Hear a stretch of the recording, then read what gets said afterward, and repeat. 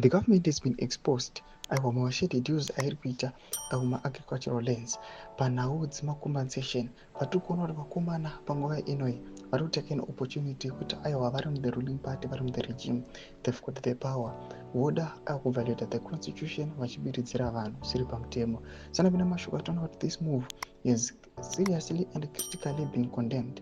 Toda subscribe or like or turn on the bell icon.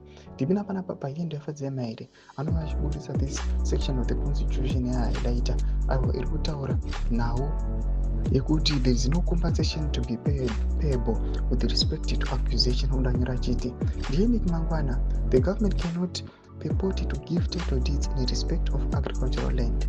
Section 72(4) of the constitution forbids this.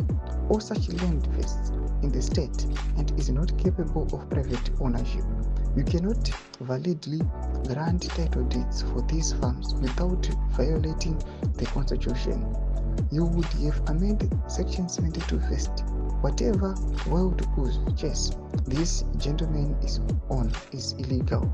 There are numerous Supreme Court decisions on this point. I suggest you take advice from the Attorney General before you make fools of yourself.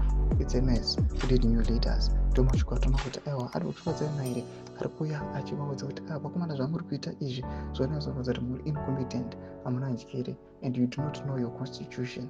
Achivaudza kuti zvamuri kuita aiwa kubhadharisa kwamuri kuita vanhu mudzimari mukade makaamenda the section 72 bracket 4 motanga maiamenda muchizoita zvamuri kuita. Munoda kuti panguva ino muri kuviolata mutemo. Todzai munoti kudai pamusoro peincompetence yauya ikaroka the regime and the parliament. Todzai mafunguro impina comment section medu. Subscribe or like, so turn on the bell icon.